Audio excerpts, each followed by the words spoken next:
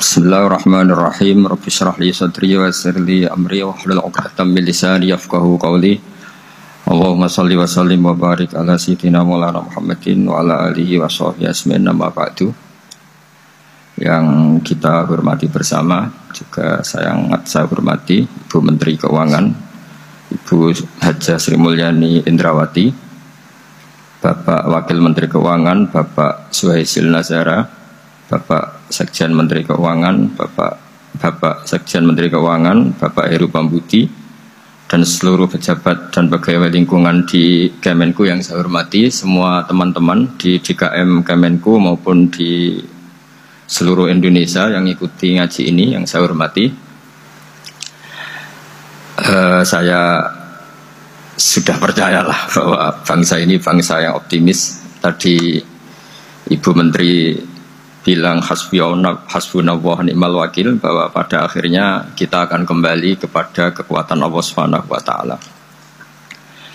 Sebelum kita cerita Isra Mi'raj dan inspirasi dari Isra Mi'raj, saya akan memberi analogi ya. Analogi ini akan menolong secara ilmu tauhid, ilmu mengesahkan Allah Subhanahu wa taala.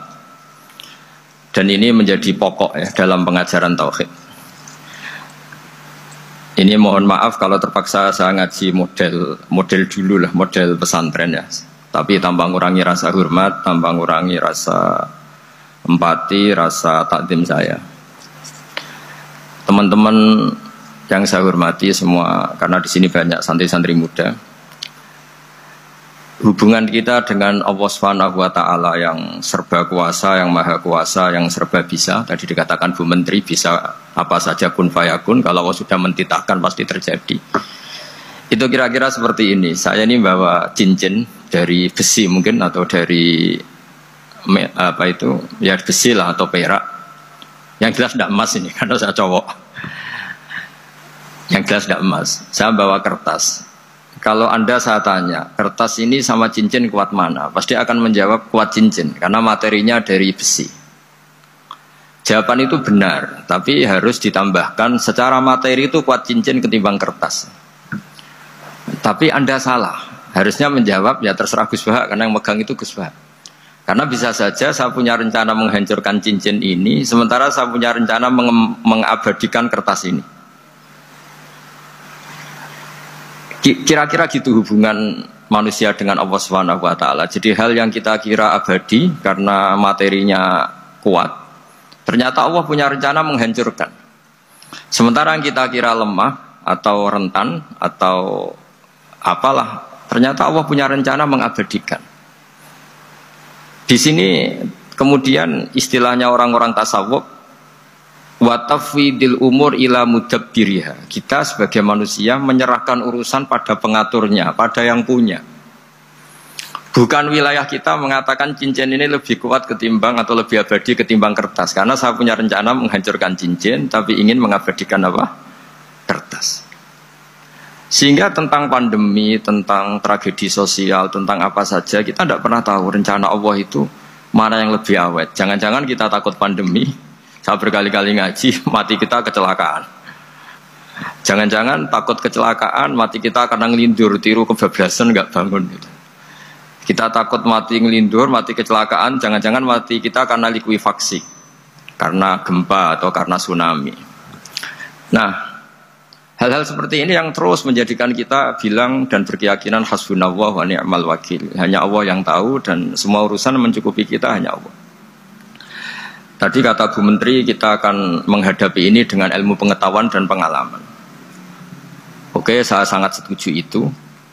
Tapi lagi-lagi bangsa ini dan seluruh tren dunia itu, kalau misalnya baru tsunami, ya semua orang ramai ketakutannya pada tsunami.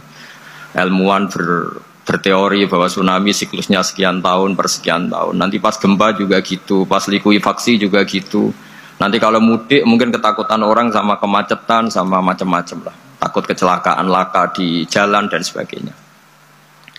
Sehingga sebelum ngaji ini lebih jauh, pastikan bahwa tidak dalam wilayah kita mengatakan bahwa cincin ini lebih abadi, lebih awet ketimbang kertas. Tapi kita harus menjawab secara materi cincin itu lebih awet ketimbang kertas. Tapi secara hakikat ya terserah yang mengendalikan, terserah yang punya rencananya apa. Nah, di sini pentingnya ngaji.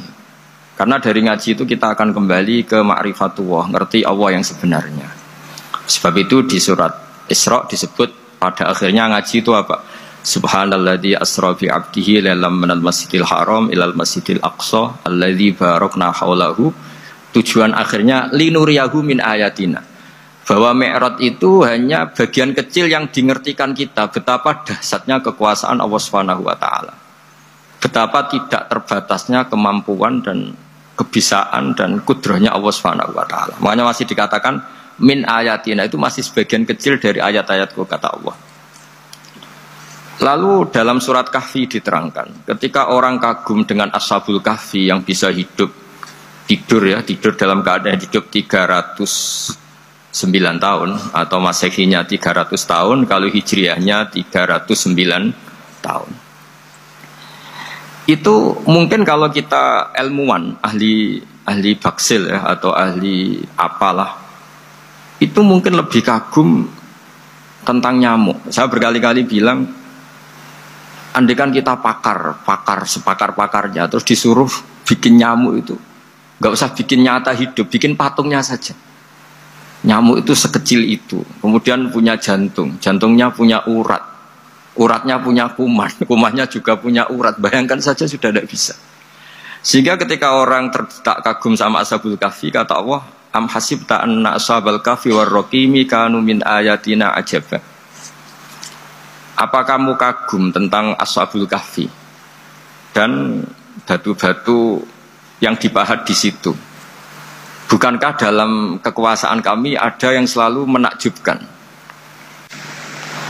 Artinya, andaikan kita ilmuwan tentang embriologi, tentang hewan, tentang kuman, mungkin cerita tentang nyamuk itu lebih dahsyat ketimbang tidurnya Ashabul Kahfi yang 309 tahun.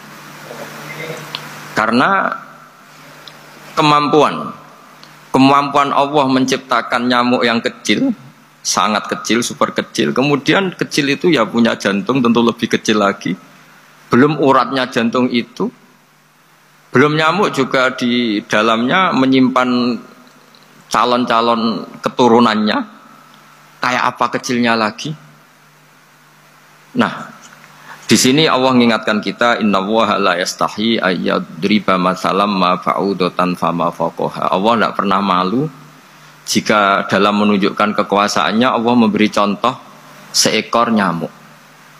Karena nyamuk ini andaikan kita, tadi saya ulang lagi, andaikan kita ilmuwan yang nekuni itu, strukturnya bisa melihat, bisa nyari pasangan hidupnya, dan bisa hamil, bisa melahirkan, atau bisa menelur, dan sebagainya.